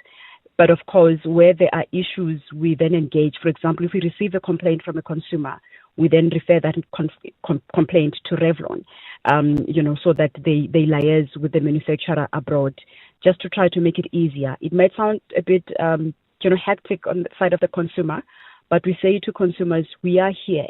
If you are battling, you are not able to contact Mitcham through the contact center number, we are going to give you our email address. Send us those pictures and just information so that we make it easier for you as a consumer. And then it also helps you to keep track of what the sort of numbers and what impact this product had, in the South African market among users. What sort of things have you had so far? Have people been sending you pictures or anything like that of their awful armpits after using the product? Unfortunately, Wendy, yes, they are sending us their pictures. Not a good sight. They're sending us those pictures. And of course, when you look at the Consumer Protection Act, the law is very clear that the manufacturer or the producer is liable to ensure that when it comes to now redress, we'll talk about, refund or replacement of the product, which is, I think, what frustrates consumers right now. But those consumers who were adversely affected by the product, and they've been to the doctor, or they have not actually been attended to the condition because they don't have means, we really want to assist those consumers as well. The ones who say, I bought the product, I used it once, and I'm not comfortable because it's been recalled. You have to get your money back. That's why we exist as the NCC. Secondly, those who say, I have used the product, and here is proof that it affected me. Either I've been to the doctor, this is how much I've paid, or this is how much I'm paying towards, making sure that the condition gets better. Keep those receipts, keep that proof. When you reach out to us, give us full detail. We want to ensure that every South African consumer who is affected by the product, by the recall, they get what is right by them. Okay, thank you for that. So there are two separate categories of affected. One affected is you're affected because you bought one of these. The product. What was it? How many was it? 124,000. Plus, yeah. 176. Yeah. So you're affected because you bought one of these products that has been now identified as being part of a problem batch, and you are entitled to your money back. But now we have these people going to, and the advice was go to the retailer. You don't have to, in these cases, you don't need a receipt. You have to just produce the, right. So we have this case of a very large Pick n Pay hyper store where they haven't received notification, which is very irregular. What can you tell us about that, and what you've been told by Revlon and or Mitcham about what steps they've taken to ensure that this refund process is going to roll out with as little friction as possible for affected being those who bought, consumers who are entitled to get their money back? They're not going to use a product that is said to be problematic, and it follows then that they need to get their money back. Why isn't, what's the stumbling block here? Look, there seems to be a communication breakdown here, Wendy. I think those are some of the issues that we'll be addressing with Revlon if they're available today or tomorrow the latest. But we really don't want to keep this longer. Consumers need to go back to the retailer and get their money. But if retailers are not aware of the recall, then it adds on the problem already, the problem of an unsafe product that is on the shelves or in the hands of the consumer. As you correctly said, that it's irregular that when there's a recall and now retailers are not aware. Once a supplier, a manufacturer or a distributor confirms that there's a problem with their product, they are uncomfortable with the quality or the quality is compromised, they then initiate a recall. And once a recall is initiated, it's just to ensure that that product is removed from the shelves as well as the hands of the South African consumers.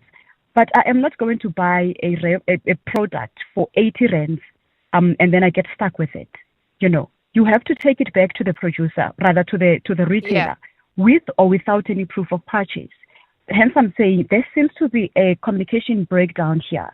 Those are the things that we are going to have to address, that they sort out amongst themselves. And then when South African consumers go back to the retailers, they are able to get their money back or they are able to get another product.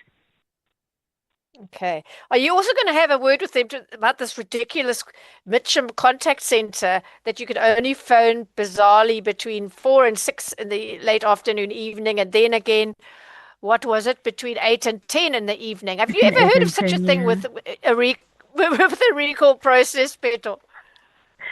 No, not at all, Wendy.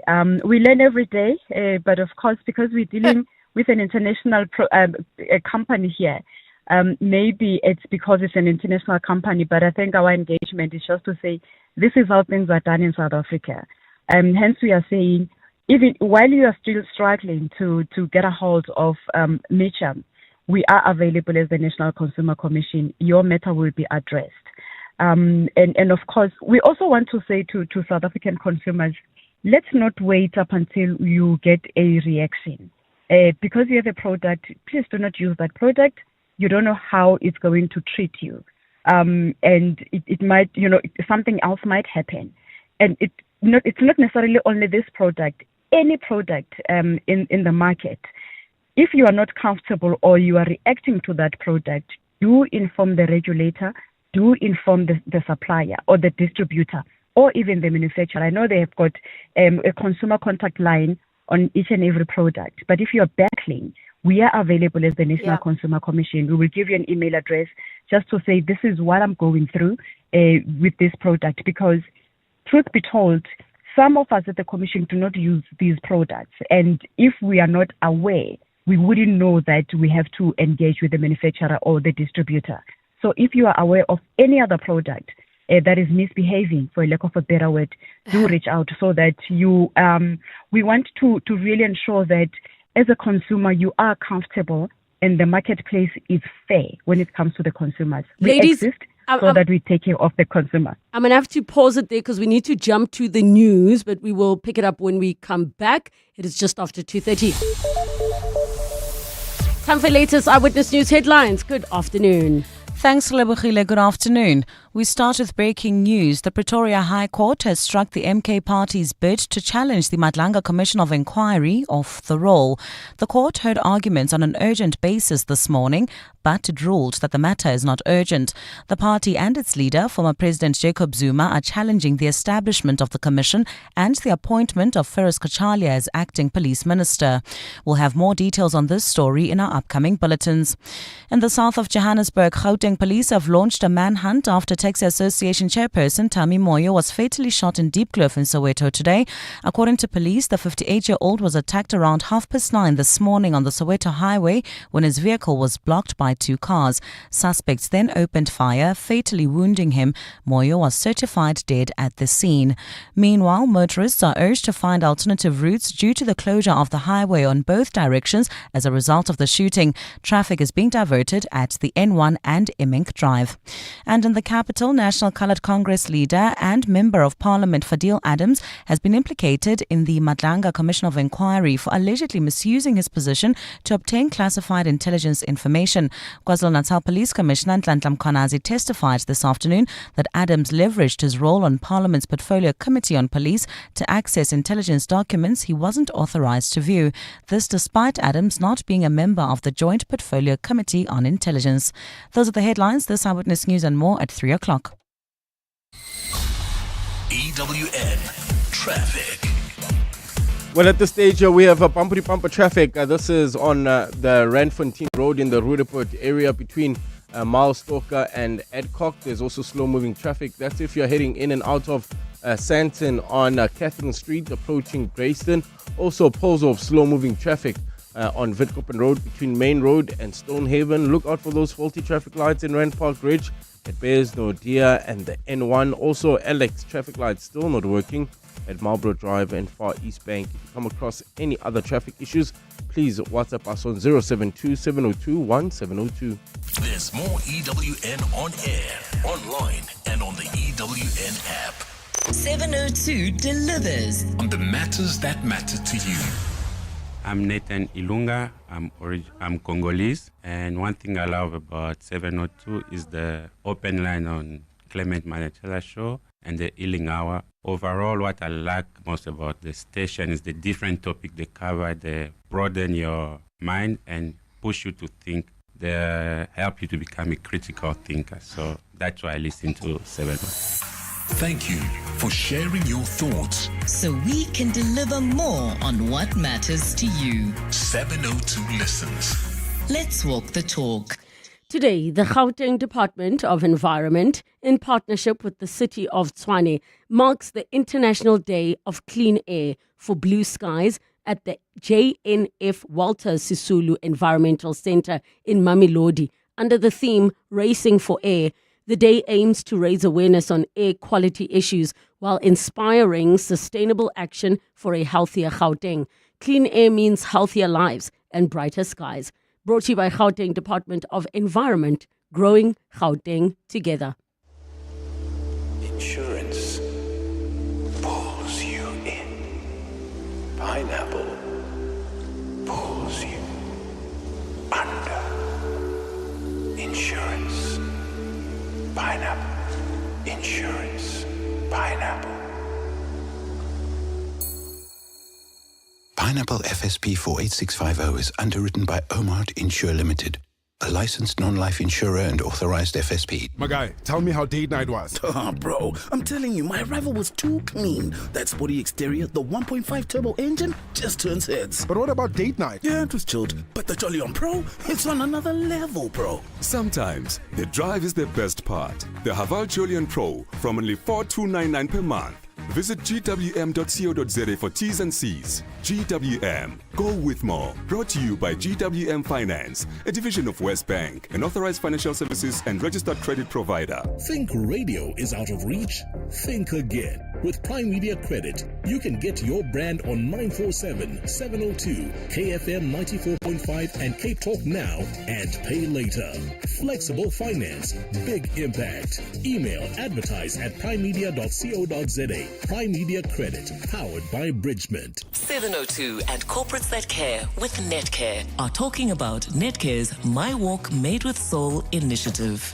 This was an initiative that began in 2015, and a lady by the name of Delani Bezadenhout visited us and said, look, I hear Netcare is very involved in sustainability initiatives. Would you be interested in recycling your intravenous drip bags because they're made of a toxic material called PVC? And in passing, she said to me, possibly we could also make shoes. My appeal is that we've handed out 328,000 pairs of shoes. And so my appeal is for South Africans to get together and come onto our website, mywalk.org.za, and donate the cost of a cappuccino. Maybe you can donate 10 shoes. Netcare, helping future leaders step into greatness. Visit mywalk.org.za to learn more. 702, let's walk the talk.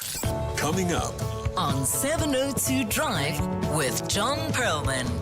702 drivers coming up from 3 to 6 p.m. John, how are you doing? Happy Doing Thursday. well, thanks, and good afternoon to all the listeners. Hope you're well. I am well. What's coming up on your show today?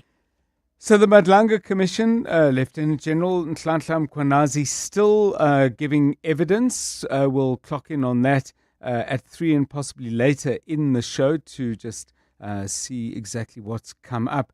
Very interesting study done that shows that people are spending much more money than they used to at local taverns, local spaza shops, small neighborhood supermarkets than they are in, the growth is much, much more substantial than spend at big supermarkets. And I wonder what that all means. Gigi Alcock is a very interesting and keen-eyed observer of the township economy, and he's with us at 4:20 to give us his take on that.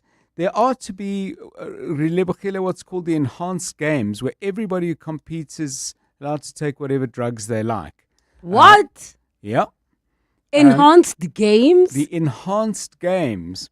They could have called it, the Dope Cheaters games, but I guess it's not as good a brand. No, that's interesting. But hey, I'm going to keep an open mind about it. We're going to talk about it with somebody who knows the ins and outs of these things. We'll do that after 5 o'clock. We'll get an interest rate announcement.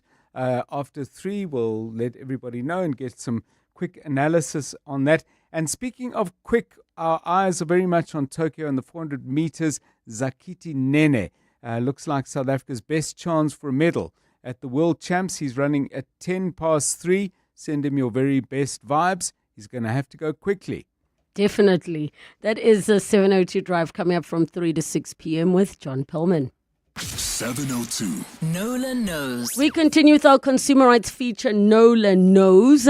And part of our conversation was Pedro Ntaba, who's spokesperson for the National Consumer Commission. And we have been discussing the recall of Mitchum products, the roll-ons, and where people can actually get in touch should they be experiencing any issues and challenges. We're still with Wendy Nola, 011 883 0702 in the WhatsApp line 072 702 1702. Wendy, there's a message here which says, I'm one of the affected customers.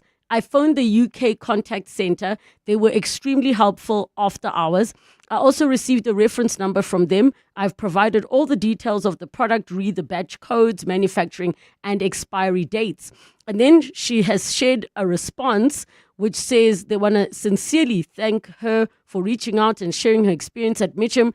We've built our reputation on dependability for generations. We deeply value the trust our customers place in us. We're truly sorry to hear that your recent experience didn't meet expectations. We take this feedback very seriously. Our quality team has conducted a thorough investigation and identified that a change in the manufacturing process affected one of the raw materials, which is what you spoke to. Then they go on to say consumers are our top priority and remain committed to delivering products that reflect the quality and reliability you've come to expect from us. We appreciate your patience and understanding. As a gesture of goodwill, we'd like to offer you a replacement product, Mitcham or Revlon. We will need the name of the product and or shade you wish to use. In addition, please provide your complete physical address with postal code. We look forward to hearing from you again and resolving this issue promptly. Sincerely, that's Consumer Information Representative. So she goes on to say, so bad. I responded to their email awaiting feedback from them. No, but I'll say they're not going to deal with the South African customer. They're not even getting that it's not in their market. I mean, it's just ridiculous. We need a local response, and they're selling the product in this country. Is Peter still with us to speak to the fact that they need to have representation in South Africa that's going to deal with the recall? I'm not sure. Pedro, just from your perspective, can a local company turn around and say, well, this one was already sorted out by the UK contact center? Look, the contact center, the purpose, therefore, is to ensure that consumers get redress, right? So if the consumer is not receiving I'm not sure about the exchange, gesture of goodwill. I'm not going to comment on that because the law requires that either they replace or they refund the consumer. Mm-hmm. Right, a refund, or if a consumer says it's fine, I'll take another product of yours. It's there in the law. It's But now, if the consumer is not receiving that product, they are more than welcome now to contact us as the National Consumer Commission, because we want to also, as you said, Wendy, we want to track and trace and just check progress as well. Yes. So if they have committed and they gave she gave them their address, and let's just wait and see what is going to happen. However, that's what I was going to say. It's so interesting. Sending from the UK, that would be interesting, especially if they use the SA Post Office. Oh my gosh. Can I just quickly take a call? And I know, Wendy, we've got Janusz that's been waiting so patiently to join in our conversation. But I quickly want to take a call before we go to the break. Mary in Sandton, you also got burnt by this deodorant. Yeah. So for me, it's still ongoing because that was before the recall. It happened to my teenage daughter. And then what happened is that I then decided to go to a dermatologist. We're trying to sort of recover that, she's still going under treatment as we speak. I did not know at the time what was happening. I just went to the dermatologist and I told the dermatologist we've started using this roll-on and this is what happened. So the day they issued the statement, I went to my drawer because I kept it. And then I saw that the code, well, at least at the time it didn't match, but as soon as South African codes or the badge, I can see that that it matches. So as we speak, I do not know. I tried contacting the call center, but it doesn't go through. I sent through emails, but I don't even know what's the recourse. I don't know what's going to happen. All I know is that we're still taking treatment to try and fix the bent underarms of a teenage girl. So it was really bad for her. But yeah.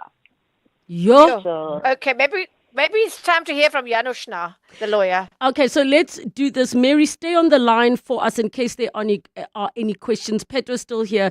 We have the attorney that is going to be joining as well. And I'm also seeing more people reaching out saying they also had a reaction. A quick break. We pick up when we come back. At the heart of global conversations shaping our future, Africa's voice is more important than ever. As proud lead sponsor of the B20, the Standard Bank Group is honored to showcase the continent's growth, partnerships, and potential on the world stage. Because driving Africa's growth isn't just our ambition, it's our purpose. Tune in every Monday from 3 p.m. for the Standard Bank B20 In Brief for key insights and updates around the B20. Standard Bank is an authorized FSP and registered credit provider. It's spring, SA, and here at DecoFern, we say it's time to say yes. Say yes to new friends. Yes to new adventures. Will you marry me? Yes! And definitely say yes to a few new things. Welcome to DecoFern. Say yes to awesome savings at the DecoFern Furniture Spring Sale with up to 35% off on outdoor furniture and much more. In-store now or at decofernsa.co.za. The Johannesburg Philharmonic Orchestra presents its Symphonic Jazz Festival. Enjoy iconic South African jazz with full orchestra, big band and rhythm section led by Marcus Wyatt. Featuring a stellar lineup of artists. Linda Auditorium on 24 September, 7:30 p.m. Tickets at Quicket. Did you know that every time you swipe your benefit card, you're contributing towards the Dis-Chem Foundation? Each time you swipe, not only are you rewarded, but a percentage of your purchase is donated to the Dis-Chem Foundation to support communities in need. All the more reason to sign up for your Dis-Chem or Dis-Chem Baby City benefit card today. Support with every swipe. The Dis-Chem Foundation, caring for their community. The DSTV Delicious International Food and Music Festival, powered by Lotto Star, returns this weekend at Kyalami Grand Prix Circuit. Getting there is easy. Take the Gautrain to Midrand Station and hop on the free shuttle to the festival. Shuttles run all day, with the last leaving at 11 p.m. Saturday and 10 p.m. on Sunday. Gautrain will also run extended late-night services to get you home safely. Standard fares and rules apply. 702. Nola Knows. 13 minutes to 3 o'clock. It is a full house on Nola Knows because we are not just in conversation with Wendy Nola talking about the deodorant recall by Mitchum, specifically for us as South Africans. And you can get in touch on 011-883-0702, the WhatsApp line 072-702-1702. But we're also joined by Pedro Ntaba, a spokesperson for the National Consumer Commission, and about to join us is Janus Luterek, who is an attorney, to chat to us on what options are available. We also have Marion Santon still holding on the line. And I thought, Wendy, let me quickly take Dee from Randburg, who also dealt with a similar situation. And then we hear from Janusz that what options, legal options, are available to everybody. So Dee, very quickly, go ahead. You also had a reaction of sorts. A terrible one, Relebogile. As I'm sitting here, my body is still itching. And I went to my doctor and he said to me, I don't know what is this. And then I thought it's strange that a doctor can say he doesn't know what it is. And this happened all before I found out about the recall. And yes, I am using, but I sent you a picture. What do I do about that? How do I get rid of that? It's terrible. Okay, and you haven't heard when you discovered about the recall? The recall only came after I went to my doctor. So, I haven't yet done any, because I must not read it in the paper. Yes. And I thought I will take it up now with some Revlon, but I hear this is you. just bad. It's very bad. All right, please do stay listening as we welcome Janusz into the conversation. Janusz, thank you so much for joining us. What do we do in a situation like this?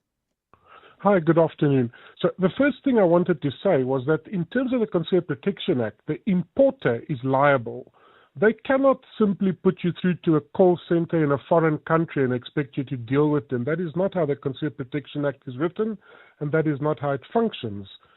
If Revlon is the importer, and I don't know, but if they are the importer, then they are holding the baby.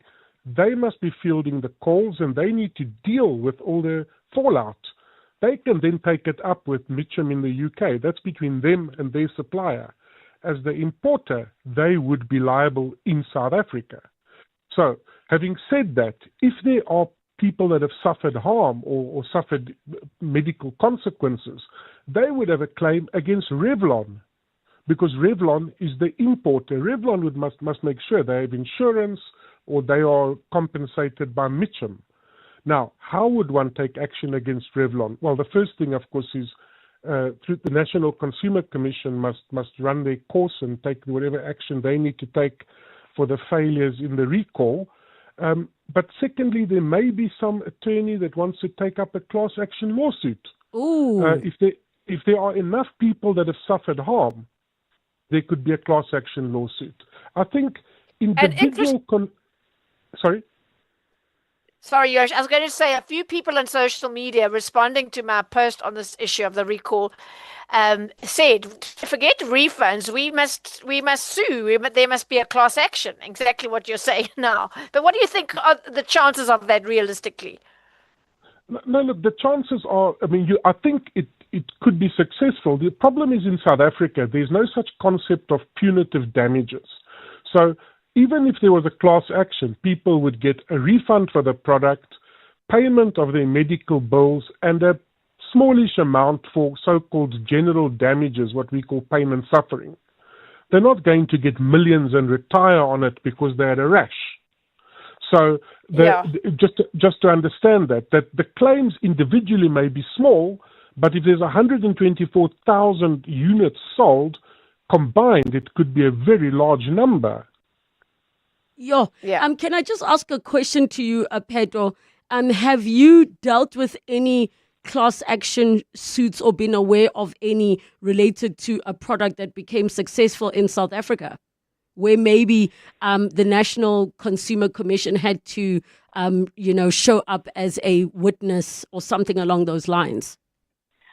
Not that I can recall a class action, but what we did with the Ford matter was where we represented all those Kuka. Thank you. Yes. So Kuka. that was just to remind us. That was is that the incident where the vehicles were going spontaneously combusting? Yes. Okay. Thank you. Yes. Correct. Yes. So we had to represent those. I can't remember the figures now, but where we had to make sure that even if, let's say, for example, Relebogile, you had a backpack or a laptop or your wig or shoes, to say, chances are you might have something to the value of 50,000 or items to the value of 50,000. So we're able now to get 50,000 for each consumer. Yes, but of course, I know there was a class action not so long ago that was finalized against the Poloni story, if you remember, the listeriosis story. Yes. That was not actually handled by the NCC. Yes, there was another other lawyers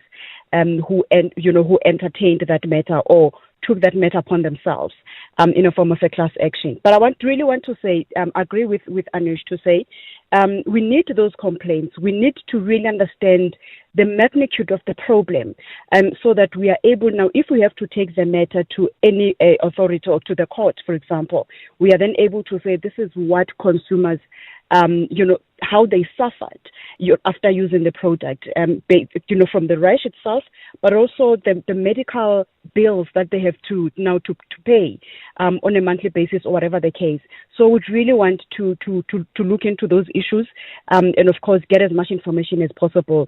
The idea here, number one, is to assist consumers, but also to ensure that we do not experience something like this, in the future, where consumers don't know where to go when there's a problem with the product that they are using, or they get different responses. We want to make sure that the law is understood by everyone in the country and outside the country. Can I read one more? And Tabi in Pretoria says, afternoon, Relebogile. My teenage daughter was badly affected and we eventually went to the doctor, paid 500 Rand for consultation. He prescribed some meds, which we bought from the pharmacy, about 700 Rand. How and where can we get a refund? So, Janusz, I'm not sure. A class action almost feels like something that's going to take forever. What are the short-term options available to everybody while that happens in the background?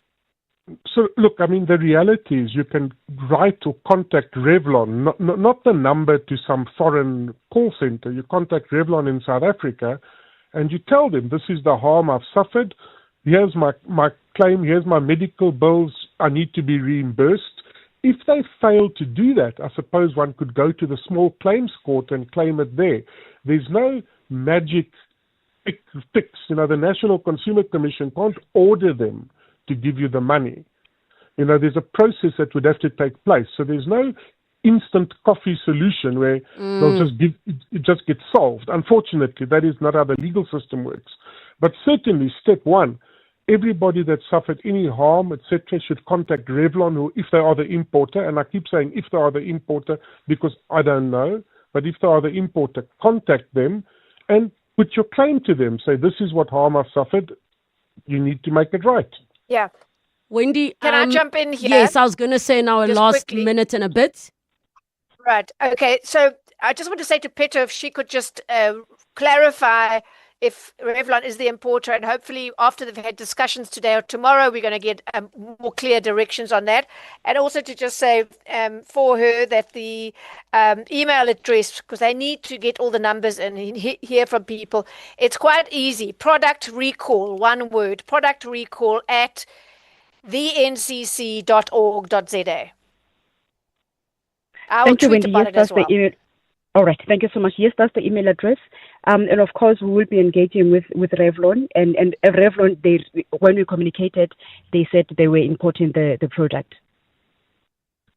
Okay, so they are the responsible party in South Africa. We need to hear more from them with specific details and why they haven't told the retailers about the recall so that people can get their money back at least. The $50, that's, I think the other products that are more expensive, but the roll-on, according to my research this morning, is around 50 Rand.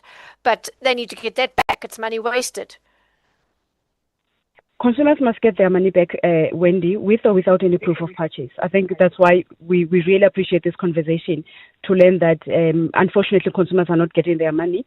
We are going to resolve it. We are going to ensure that consumers do get their money when they go to the retailers. Can I quickly ask a question, Pedro? You're saying without proof of purchase, is there an expectation that you'll only get a refund if you come with the product? But what if you had already thrown it out? Unfortunately, if you have thrown it out, then there's no proof that you might have produced, or rather bought. But if you still have the product, or even if it's a container of the affected batch, that's where you don't need any proof of purchase. Take it back, so that you get your money back from any retailer. You might have bought it from store A, but if store B have that product, by law, they have to give you your money back. As Anush said earlier on, that they will sort it amongst themselves as to now who gets how much, based on exactly. So and it cannot be the consumer's problem. We're going to have to leave it there. Pedro, Janusz, thank you so much. The show's email for those of you, and we will make sure that they get to Wendy and anybody else, 7:02 afternoons at 702.co.za. What do partners of the Gates Foundation do when facing the world's toughest challenges? They keep going. From discovering a plastic drape that helps detect excessive postpartum bleeding faster, to developing better bed nets to kill malaria-carrying mosquitoes, to researching an RSV vaccine that could save hundreds of thousands of children. For every problem, there are people who prove that progress is possible. The Gates Foundation, partners of human potential. Learn more at gatesfoundation.org/keep going. Experience extraordinary with the new iPhone 17 from Vodacom, Zanzi's winning 5G network. More delightful, more durable, with a 6.3-inch ProMotion display, center stage front camera, and a ceramic shield that's 2 times more scratch resistant.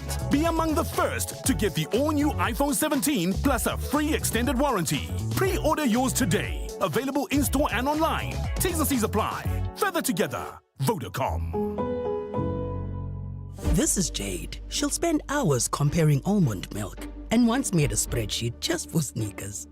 But when she found Santam, SA's leading short-term insurer that offers a range of cover options, from vehicle to building and home contents, even she didn't overthink it. The kind of freedom Santam gives you takes some getting used to. Speak to your broker. Santam, this is freedom. Santam is an authorized FSP, a licensed non-life insurer and controlling company for its group companies. Backed by popular demand, legendary jazz icon Kenny G will be performing at the Super Bowl at Sun City on Friday, the 3rd of October. Get ready for an unforgettable night of timeless hits and pure musical magic. Get your tickets from webtickets.co.za. Brought to you by Breakout Events and 702. Thanks for joining us. It's 3 o'clock. This is EWN. MK Party's urgent bid to halt Madlanga Commission struck off the roll and police launch a manhunt for Joburg taxi bus killers.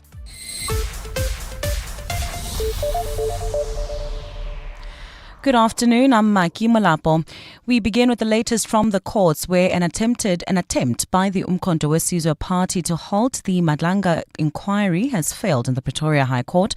The party and its leader, former President Jacob Zuma, approached the court with an urgent bid to challenge the establishment of the commission. The MK Party was also ready to argue against a decision by President